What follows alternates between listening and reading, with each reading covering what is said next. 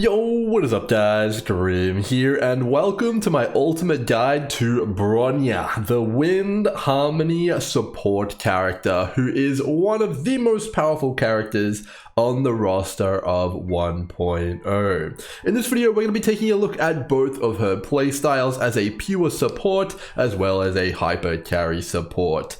Now, what is the difference between those two, as it is quite different? Well, a hyper carry support is going to be replacing one of your damage dealers and exists to power up one of your units to the moon. So you'll have one DPS, the hyper carry support, a healer, and another support.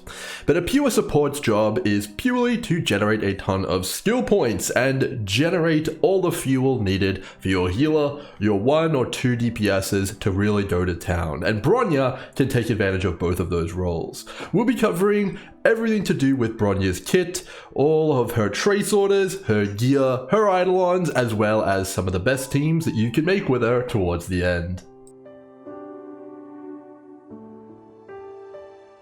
Due to Bronya's flexibility, even though her typing is wind, you can bring her to almost any fight, regardless if the enemy is even resistant to wind. Her ability to generate skill points is unparalleled, and her ability to funnel all skill points generated by the rest of the team into one character as a hyper carry support really does mean that she can be used universally, and she's one of the best characters to pick up early on in the game.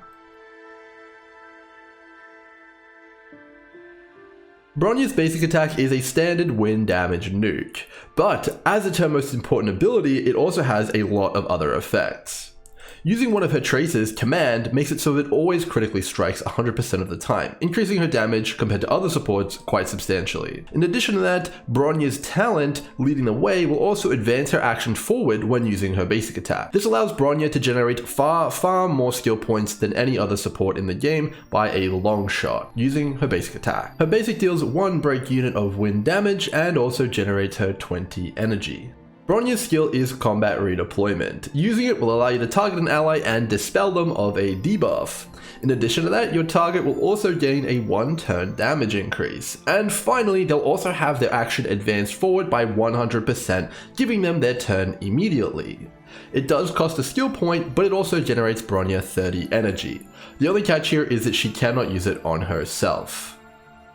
Bronya's ultimate is the Belobog March, and it costs a whopping 120 energy, which isn't cheap, but you get a big bonus for that. It increases the attack of all allies by a massive amount, and also increases their crit damage by a flat amount and a percentage of Bronya's for 2 turns. After using it, you'll generate 5 energy back immediately.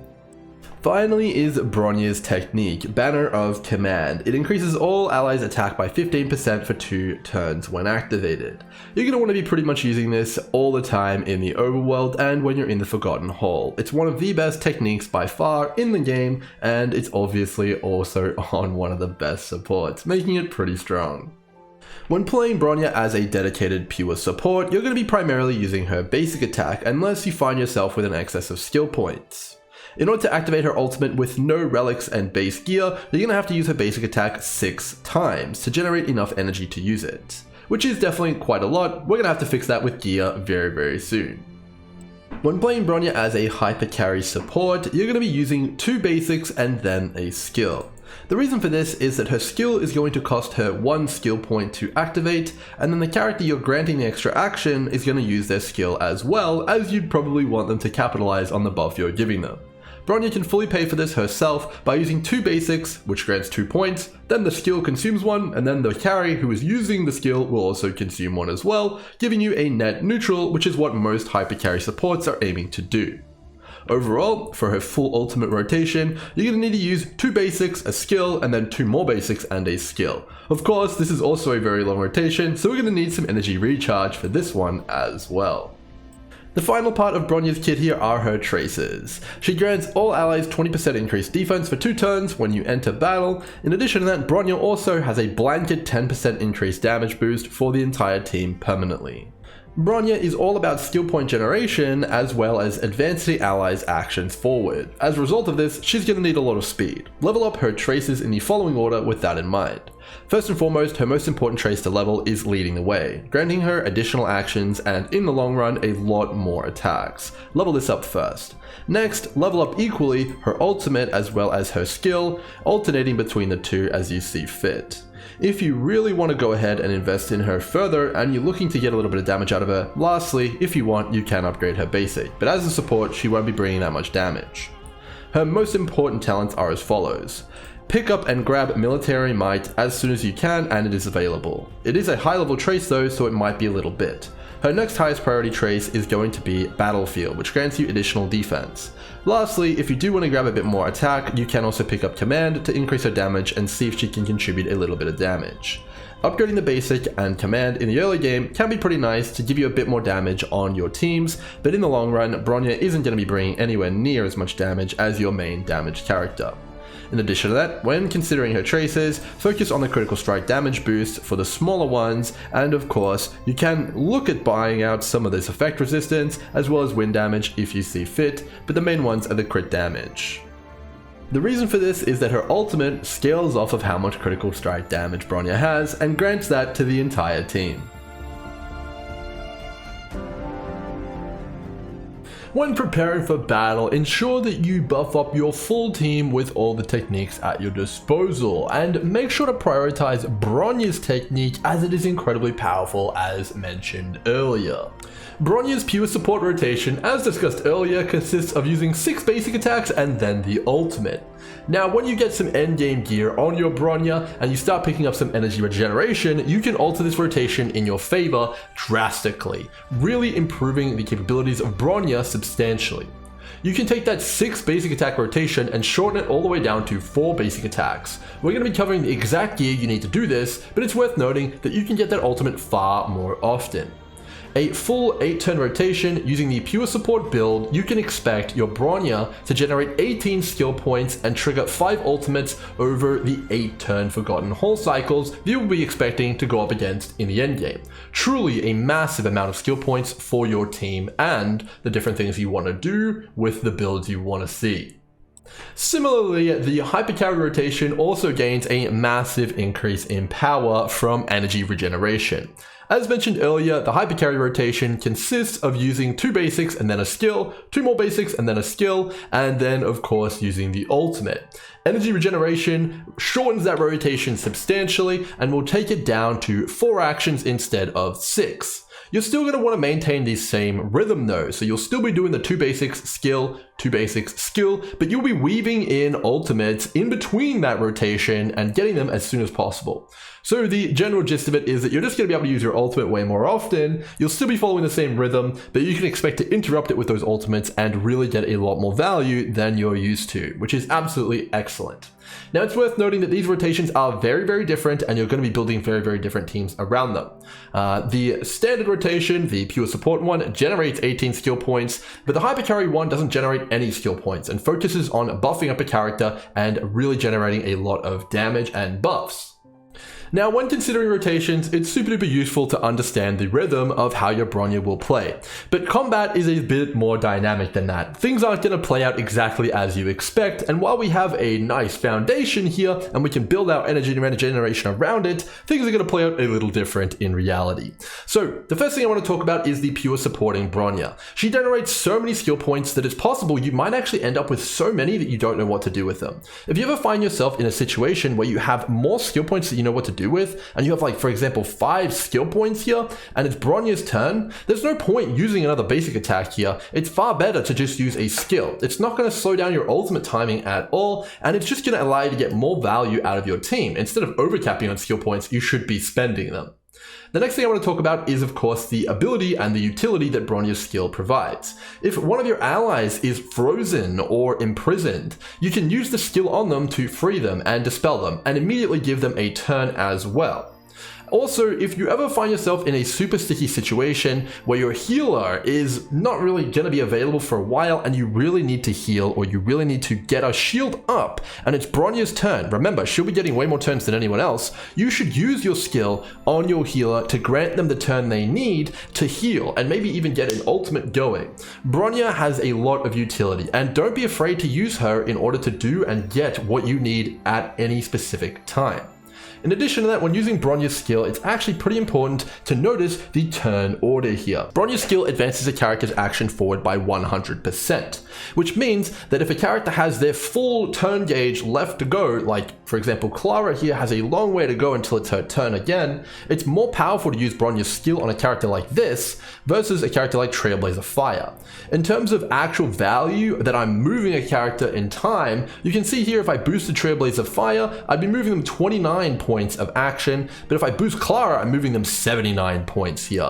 Now this isn't always relevant, but if you've got two damage dealers and Bronya is supporting them and you're in a situation where you could use the skill on either, prioritize using the skill on the one which is furthest down the list of actions here. So in this case, it would be Clara, as I'd be able to boost her much more than I would someone like Trailblazer Fire. Overall, Bronya is the ultimate Swiss Army knife for her pure support build, and any amount of skill points you have extra, you can turn it into whatever you want. When playing Bronya as a hyper carry support, all of the rules that we just talked about apply. Use the skill when you need it on your healer, also use it to dispel, and if you have excess skill points, alter your rotation as you see fit to consume those skill points immediately. Anytime you have 4 or maybe 5 skill points, make sure that you're using Bronya's skill to really try and get a little bit more value out of some of your damaging characters. Now, remember, Bronya as a hyper carry support is supporting one of your DPS characters, so your team composition is going to look a little bit like what you've seen here. You're going to have Bronya as a replacement for one of your damage dealers, you'll have one of your healers, you'll have another support, and then you'll have your damage dealer. When you're using Bronya as a hyper carry support, always use her skill on the DPS unless you're in a sticky situation.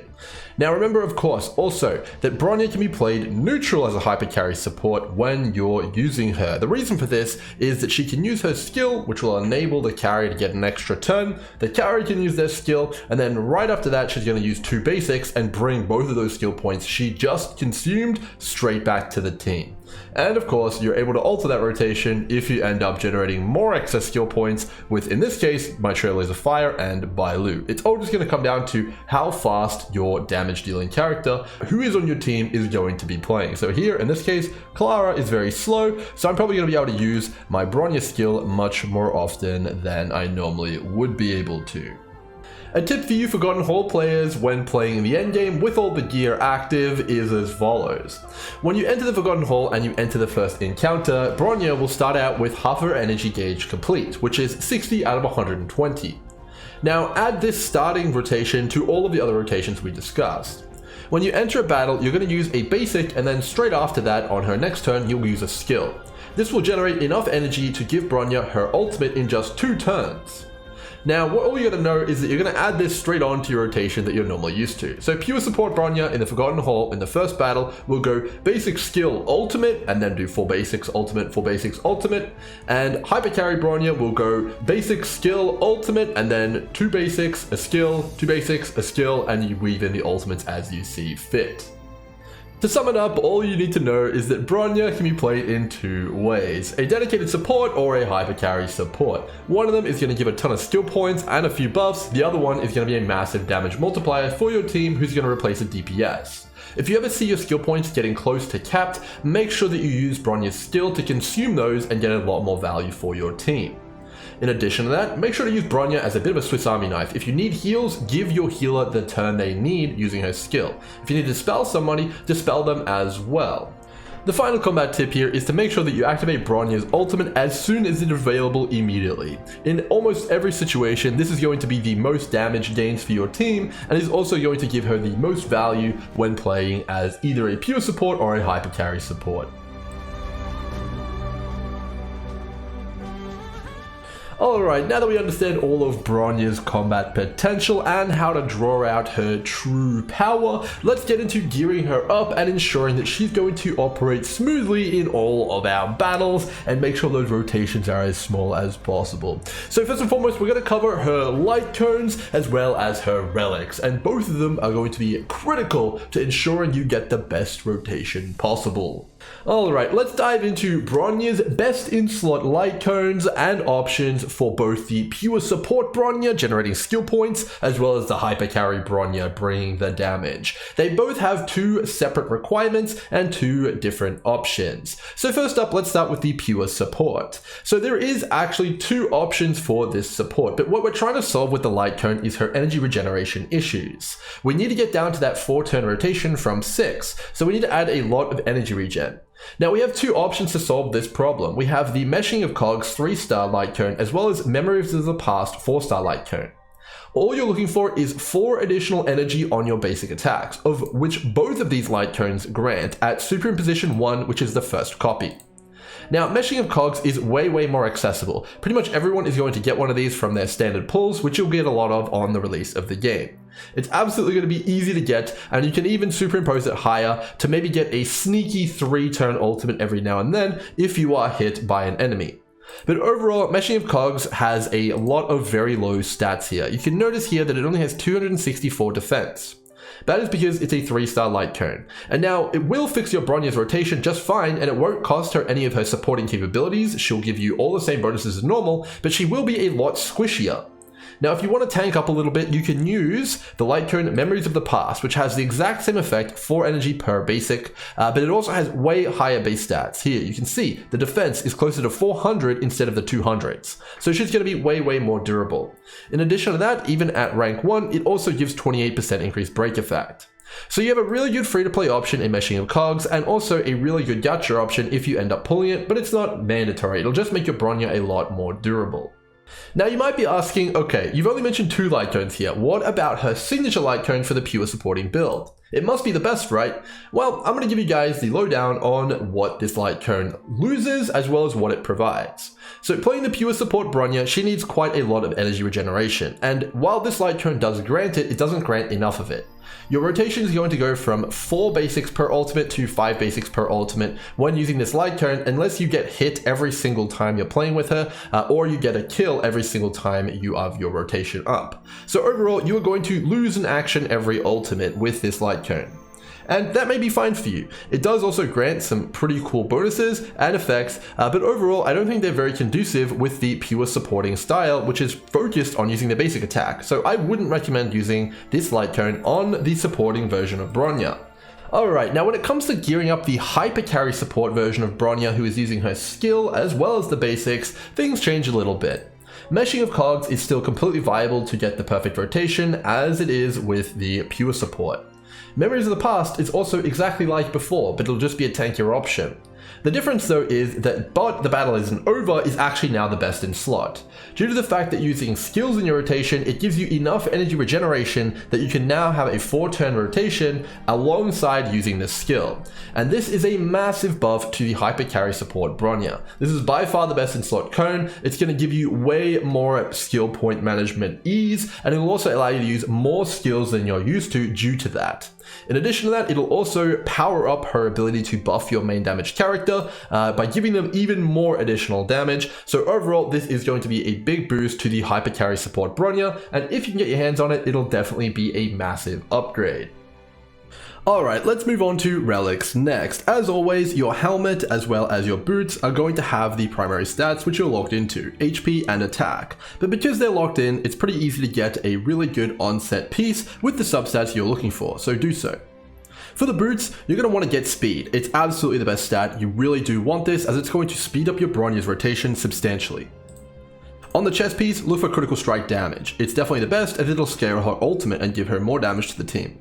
On the link rope, you absolutely need energy regeneration rate, and you want a 5-star variation of it. If it's not 5-star, don't level it up. It won't give you enough energy regeneration to shorten the rotation down to 4 turns.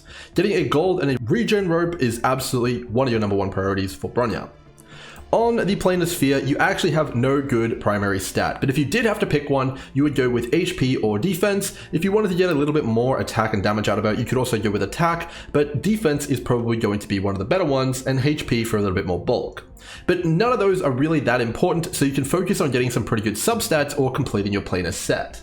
After you've picked up all the correct primary stats, you can start getting into farming up the correct set bonuses for Bronya. They are a massive increase in her power, but they only come in line for her at the 4-piece set bonuses. So if you're only able to get a 2-piece or like a 3-piece or two 2-pieces, well, it's not really actually going to give you any benefit. So run rainbow sets on Bronya to get the correct primary stats on her, and also prioritize getting substats, which we'll talk about here in a second, over completing the set bonuses until you're in the very endgame.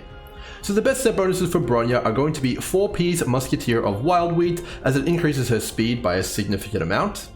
And the actual best in slot for her though will be a 4-piece Eagle of Twilight line, as it will advance her action forward by 25% every time she uses her ultimate. And we of course know Bronya uses her ultimate quite frequently when geared up. But again, to reiterate, the sets are only effective when they get to their 4-piece variants, so kind of using a mix and match style to get really good substats as well as all the main stats you need is probably going to be more effective in the long run until you're at the ultra endgame. For planar ornaments, you actually have a pretty easy time doing it. As long as you have the energy regen rope on set, the other planar orb can be pretty much anything, as we discussed. The best and most stamina efficient to farm is going to be Fleet of the Eidolons. It's going to give your entire team 8% increased attack, as well as beef Bronya up a little bit and give her some more HP. There may situationally be some incredibly insanely geared Bronyas who may want to go for Sprightly Von Whack, but most Bronya builds and most players are going to probably want to favor Fleet of the Eidolons, as it's really easy to access, very good to farm, and also a really good all-round set, which is going to boost up your main damaging character substantially. Substats on supports are actually incredibly important, and if you can get any of the following substats anywhere on Bronya, it will be a massive deal. Now there's only really 2 substats that Bronya is after, and the main one by a massive mile is speed. If you can get any amount of speed on all of your pieces, like even a little bit, it's going to be an insanely big deal. And the more and more speed and the faster you can get Bronya compared to your carry, the more and more opportunity she's going to be able to have to use her skill and give them even more damage. So overall, packing as much speed onto your Bronya as much as possible is going to be the best scenario. It is by far her best substat. Now, a second and much lower priority is critical strike damage. If you have a piece which has really good speed rolls, always take that even over a piece which has lower speed rolls and critical strike damage. But critical strike damage can be nice as well, and it will give her ultimate a little bit more value. However, it's definitely nowhere near as good as speed. You can also pick up some other defensive-based substats if you're interested in going down that route. If you really want to try and get a bit more Bronya damage though, you of course can pick up attack, but it's really low priority. The main ones are speed and then to a lesser extent critical strike multiplier. Now, unfortunately, speed boots as well as an energy regen rope are only really useful when they get to their gold level variants. Before then, they don't really impact the rotation as much as you'd hope. So as a starting out player, gearing up your Bronya throughout the story, all you're going to be looking for is a bit of durability for her, and maybe if you can, use the 4-piece Musketeer of Wild Wheat for a little bit of extra speed, and go for the Fleet of the Eidolons planet set for a bit of damage for your main damage characters. Overall, she's a character that you really only want to focus her gear on once you get to 5-star relics and the ability to acquire them. So don't stress too much in the early game, as anything will really work for her, and she's mainly there to generate some skill points.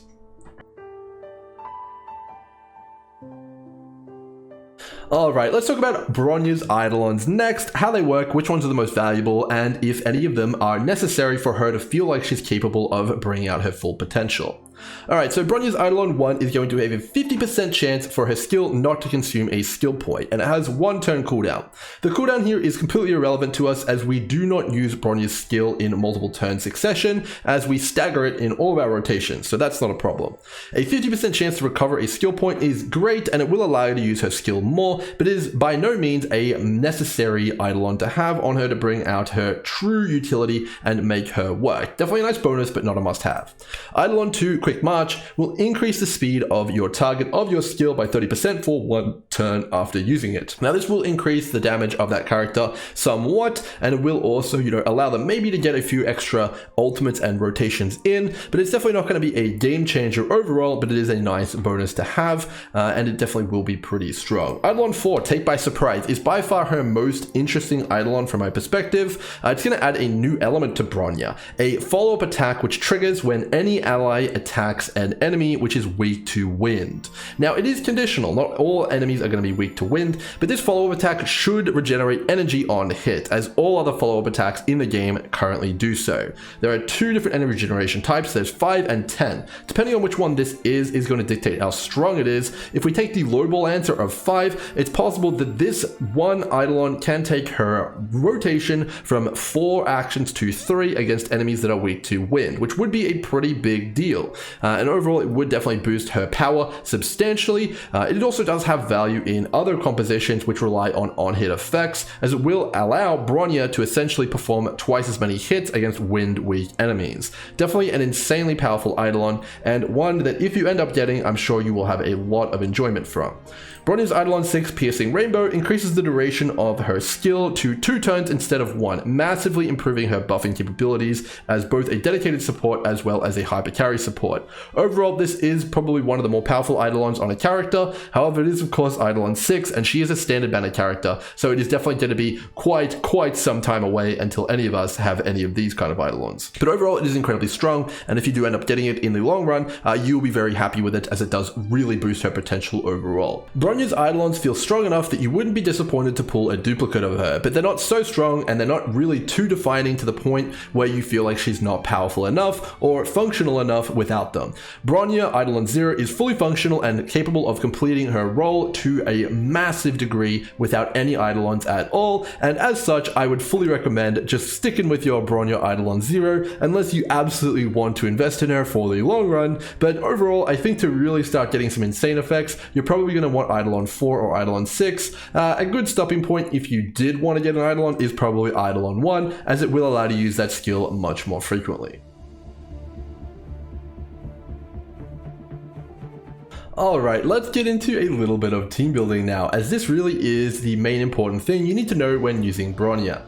So this first team here has Bronya as a dedicated support. We've got Tin Young here as a hyper carry support, so she'll be alternating between using her skill and her basic on Dan Heng here. We've got Natasha as our healer, who's going to be healing as needed, and we've got Dan Heng here, who will be spamming his skill on cooldown.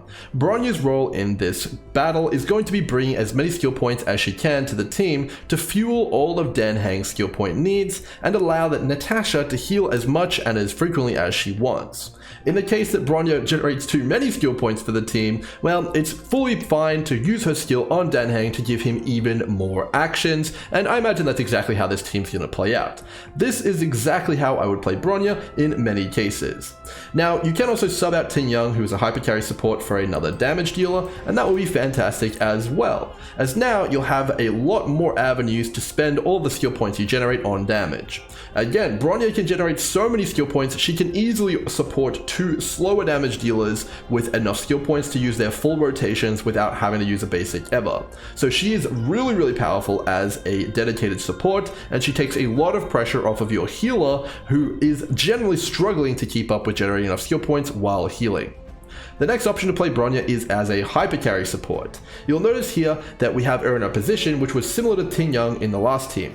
We've got our 2 dedicated supports here. We've got our Trailblazer Fire, who's here to bring some shields while basic attacking and generating skill points, which was the role that Bronya was in the last team. We've also got Natasha healing here. We've got Dan Heng as our main carry, and we've got Bronya as the hyper carry support. The way this team will work out is as follows. Trailblazer Fire and Natasha will be generating skill points. Natasha will spend the ones that she needs as needed. Dan Heng will be spamming his skill all the time, and Bronya will be alternating using the hyper carry rotation that we used earlier. She'll be going basic skill on Dan Heng, basic skill on Dan Heng, and then using the ultimate when needed.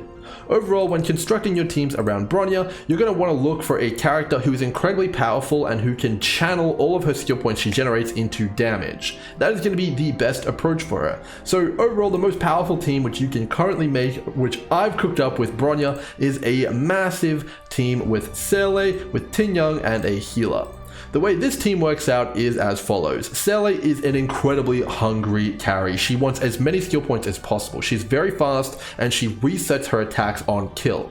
Now she also wants a lot of damaging buffs, so you want to pair her with a hyper carry support like Tin Young, as she is so overwhelmingly powerful. Bronya can also act as a hyper carry support for her, but Bronya is a much better hyper carry support for characters who are slower, as she advances their action forward, as we discussed in the combat section of this video. So advancing someone who is already fast forward a certain amount is a lot less powerful than advancing someone who's slow. So in this case, the main problem we need in this team is to generate enough skill points with Sele to fuel her rotation. Tin Young's not generating any, Natasha's going to have to use a lot of her own skill points to heal, and Sele is gobbling up an absolutely massive amount. So it lies to Bronya here to generate the skill points we need. She also is going to bring some buffs to the table as well. So Bronya really makes this team work. She is the glue that makes Sele work in this composition.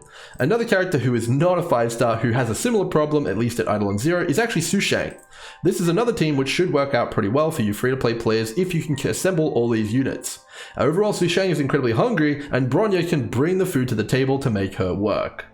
Bronya is one of the most flexible characters at the launch of Honkai Star Rail, and she definitely has a place in a lot of teams. Hopefully you guys have enjoyed this guide and you've learned a thing or two about Bronya and how to gear her up and bring out her full potential. If you have and you're interested in more guides, make sure to subscribe to the channel. There's plenty more on the way, and my goal is to eventually try to cover every single character with similar guides and keep them up to date throughout the game's history. Until next time, hope you guys have enjoyed. Cheers.